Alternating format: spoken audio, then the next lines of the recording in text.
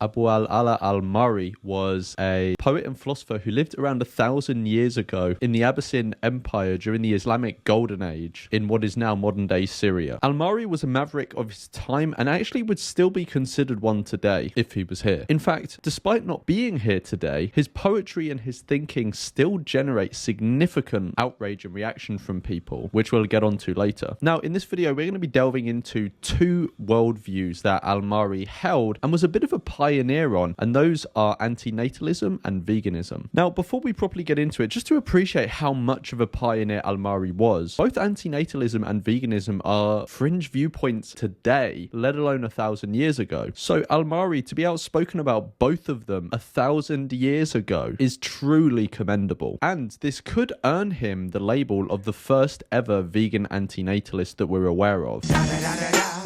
It's the one and only Digo Double G. But given the nature of not knowing all of history, we can't confirm either way. So before we get on to antinatalism and veganism, I want to cover a bit about Al-Mari's life. But before even that, a very quick disclaimer. So Al-Mari's poetry and writings were, of course, not written in English. So the poetry I'll be presenting throughout this video is a translation. So of course, with that comes maybe some original meaning being lost. Now, through having invaluable help from others, we have originals for many of the poems that we're going to present, and those will be presented in the original Arabic as and when we have them. But for those reading the English, just bear in mind this is a translation.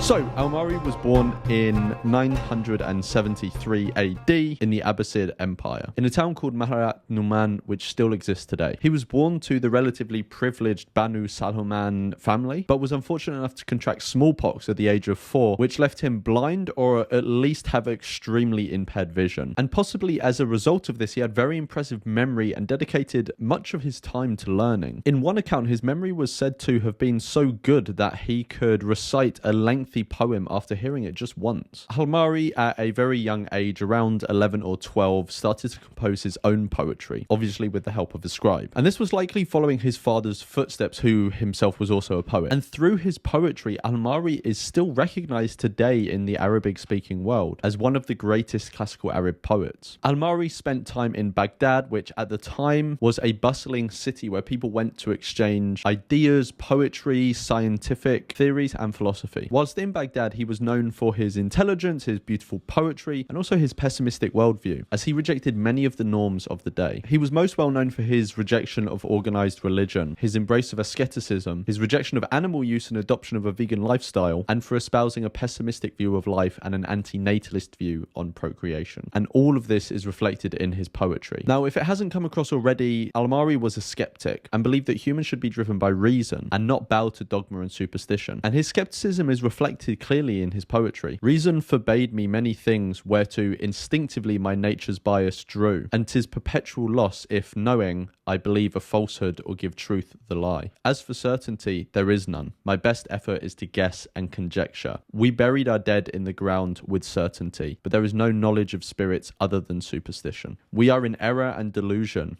If thou hast a certainty, produce it. When it comes to religion and skepticism, it's somewhat hard to know what Al-Mari actually thought. He was definitely not a fan of organized religion, but he likely wasn't an atheist either, at least in how we understand it today. He was likely a deist, believing that there was a creator, but that creator didn't intervene in the world. Al-Mari had references to a creator in his poetry. He just seemed to reject the very certain claims that many people had surrounding the creator and the prescriptions they made for humans based off of them. If there were no wonderful creations proving that our creator is all-knowing and all-wise, we would say that creating us was a sin. And this poem gives a flavour of his pessimistic and antinatalist outlook, which we'll get much into later. It's complicated though, because as Reynold Nicholson discusses in Studies in Islamic Poetry, history shows that many free thinkers, not daring to express their thoughts freely, have sheltered themselves behind a religion in which they disbelieve. Such was Euripides, and such was Mari. In the works of both we find three elements: orthodox religious beliefs, rational doubts as to the truth of these beliefs, philosophical views inconsistent with these beliefs. In Mari's case, the contrast is sharper because he does not write as a dramatist but as a moralist directly, exhibiting or disguising his own character throughout. Like Euripides,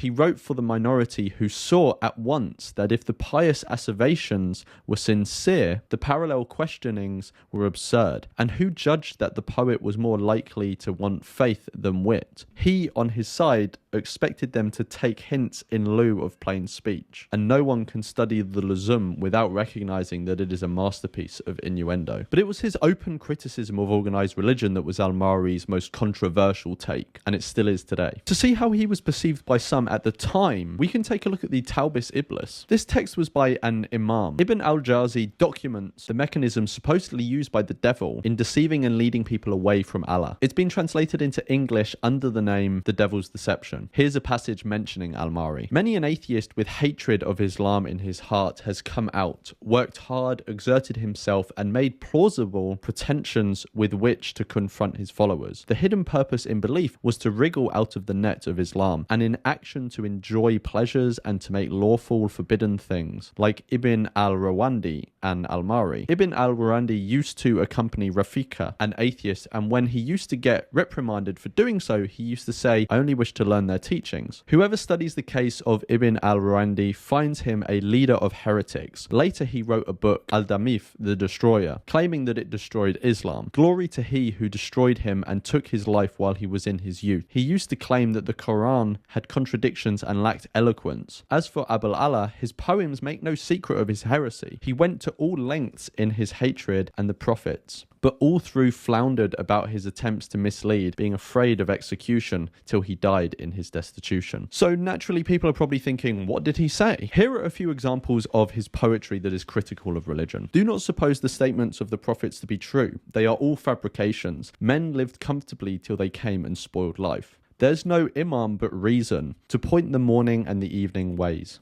Hanifs, Muslims, are stumbling, Christians all astray, Jews wildered, Magians far on error's way. We mortals are composed of two great schools, those with intellect but no religion, and those with religion but no intellect. In about 1010 AD, al-Ma'ri returned to his hometown from Baghdad. It's not known exactly why, but it could have been that he ran out of money, or it could have been that he heard word that his mother had fallen ill. Although whatever the reason was, by the time he had returned home, his mother had passed away. For al-Ma'ri, this period seemed to mark a turning point in his life. Until now, he'd done a lot of traveling to learn and exchange ideas, and his poetry. But now, for the second half of his life, al-Ma'ri remained in his hometown and lived a more secluded ascetic life, or at least that's what he intended. Despite holding his controversial viewpoints, he was actually relatively revered. People traveled to speak with him and learn from him. Scholars from both the local area and from further afield wrote to him. There's even one legend, which I believe is unconfirmed, that says the following. The legend runs that al-Tabrizi wanted to study al-Adzari's dictionary, al-Tahahib fil Lukra, under the guidance of a teacher. He put the bulky volumes in a sack and carried them, so poor he was, from his native town of Tabriz to Ma'arat al-Numan, where Abul al-Ala al-Ma'ri, in his retreat, attracted pupils from distant countries by his fame as a poet and grammarian. That curious copy of Azari's book could still be seen in the 13th century, or at least so people said, in one of the libraries of Baghdad. It looked as if it had long been in water. That was the effect of the sweat that penetrated through the sack during the long journey and made the leaves of the book wet. Of course, given that al-Ma'ri lived such a long time ago,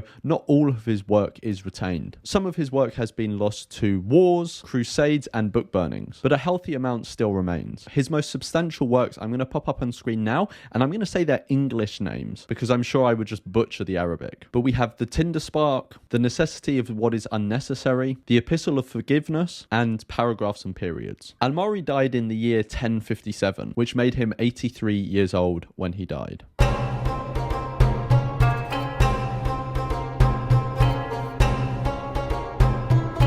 Al-Ma'ri was an antinatalist. He had no children himself, and he thought that no one should be born as to spare them the suffering of this life. From what I found, he was celibate, likely as a result of both his antinatalist and ascetic views. And his antinatalism actually may have been born of a variety of things, but key was his pessimism. Here are some examples of how his pessimistic view of life was represented in his poetry. How can I spend an hour happily, knowing that death is my enemy? What choice hath a man except seclusion and loneliness, when destiny grants grants him not the gaining of that he craves. Make peace if thou wilt, or war. The days within different hands their measure meet out alike to warrior and friend of peace. Neither my birth, nor my old age, nor my life was of my own volition. So do I still have free will. Life is a painful disease for men, and death brings the cure for this disease. Soften your tread, methinks the earth's surface is but bodies of the dead. Walk, if you can, gently in the air, and not arrogantly on the remains of people. In one poem, he even references the human body as a prison. I see myself trapped in 3 prisons. Do not ask me about the evil news. My prisons are blindness, being confined in home, and being trapped in an evil body. And you'll continue to see this vein of pessimism throughout the antinatalist poems that we're going to look at in a minute. Now, whilst this antinatalist stance did seem to be philanthropic, out of concern for the being that could be created, it would have likely also been a result of his misanthropic views. Here are a few passages from his poetry displaying his misanthropy. When there are many people, corruption becomes widespread, just as speech becomes corrupted when there is a large amount of it. You must choose either a solitude like death or the company of hypocrites. The earth is not one to hope for its purity. Unless human beings disappear from its horizons, they reproduce and evil increased by their children. If their youth had avoided marriage, evil would not be this much. Speaking of, let's finally dive into Al-Mari's poetry surrounding antinatalism. Some very quick points to note on before we start though. The first is to say that this is a non-exhaustive list of examples. There will be more, maybe many more, that are not included in this video. The second thing to say is that Al-Mari seemed to have the stance that death is preferable to continuing life. You'll see this come up in the examples, but don't confuse it for antinatalism. Whilst Al-Mari discussed birth and death often in tandem, antinatalism is a separate idea from the one that death is something to look forward to. And finally, Will C. White, the American composer, has actually put some of Al-Mari's poetry, translated by Kevin Blankenship, to music. I've put the link in the description to the original music and my interview with Will, and he's very kindly given me permission to use it as a backdrop to the poetry we're about to see. I hope you enjoy.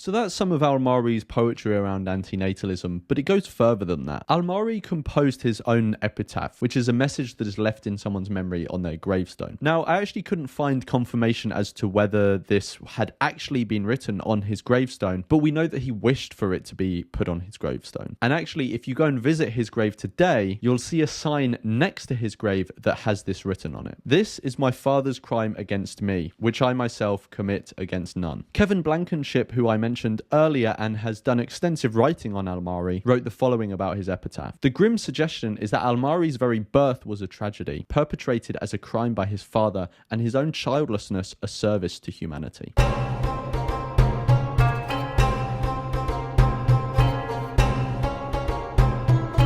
Al-Ma'ri became a vegan at the age of about 30 because he thought that no living creature should be harmed. He not only opposed eating animals and their products, but also exploiting them generally. In Studies in Islamic Poetry, Reynold Nicholson explains, "Here, as in many passages of the Luzum, Ma'ri preaches abstinence from meat, fish, milk, eggs, and honey on the plain ground that to partake of such food is an act of injustice to the animals concerned, since it inflicts unnecessary pain upon them. On the same ground, he prohibits the use of animal skins for clothing, recommends wooden shoes, and blames fine ladies who wear furs." And reference to Al-Ma'ri's stance against animal use can be found all through his work. As Reynold Nicholson referenced, Al-Ma'ri wore wooden shoes instead of the more common leather ones. "Nay, in a wry old earthen bowl I drink, though in a sea of pearls and gold I sink. The wooden shoes I do like them best, that skin did once live, I and even think." Al-Ma'ri even went as far as to, when he was taken ill and prescribed chicken soup, he touched the bowl of soup with his hand and said this: "They found you weak, so they prescribed eating you.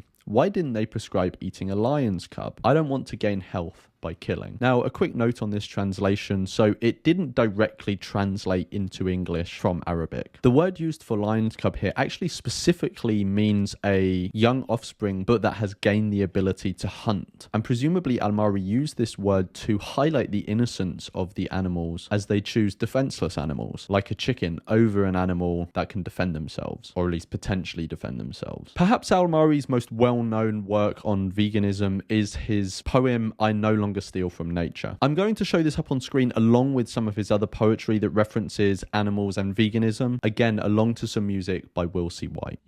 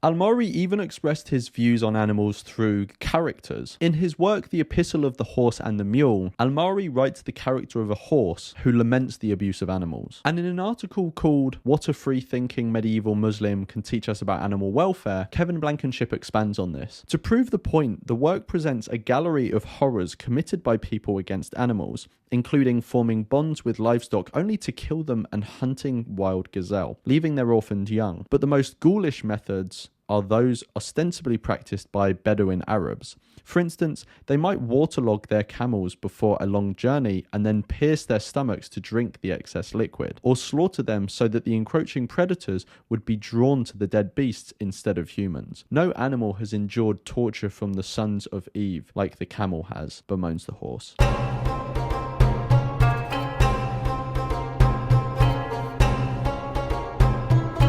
Al-Mari was both revered and found to be controversial, both in his time, if you remember the Devil's Deception, but also in the current day. His grave is located in the Aba al-Mari Cultural Centre in Ma'arat Numan, his hometown. During the Syrian civil war, the centre was used as a military barracks, during which it sustained some damage. In 2014, the centre was reopened, and my understanding is that it now hosts seminars, lectures, and cultural evenings. If anyone knows more about the centre and the goings on there, please let me know in the comments, because I could not find exhaustive information on this. My email is in the description of this video. Anyway, in 2013, during the Syrian civil war, the Al-Nusra Front entered Ma'arat Numan and decapitated a bust of Al-Mari that stood at one of the gates of the town and sprayed it with bullets as well. This is likely because of his heretical beliefs. This bust was made in 1940 by the artist Fathi Mohammed Kubawa. At a similar time as the bust was made, there was actually a postal stamp released with Al-Mari's face and name to commemorate him. Even the Syrian diaspora and refuge groups pay homage to Al-Mari. Mohammed Abi Samra discusses this in an article. Since the onset of the war, the Syrian people experienced mass displacement. They scattered across the world seeking refuge from their home country, which became unlivable. In France, a group of Syrian refugees established the Najun organization to group Syrians together, raise awareness over the Syrian plight, and connect the Syrian diaspora with their homeland. One project they took on was to construct the missing head of Al-Mari's statue to replace the decapitated one in Ma'arat al-Numan. Work began in 2018, and it wasn't until 2023 when it was erected in Montreal. And to end the video, I will leave you with the inscription at the base of this statue. He will remain a refuge in Montreal until he can return to a Syria that is free of tyranny, killing, extremism, and occupation. Thank you for watching. Let me know if I missed any information, and I'll see you in the next one.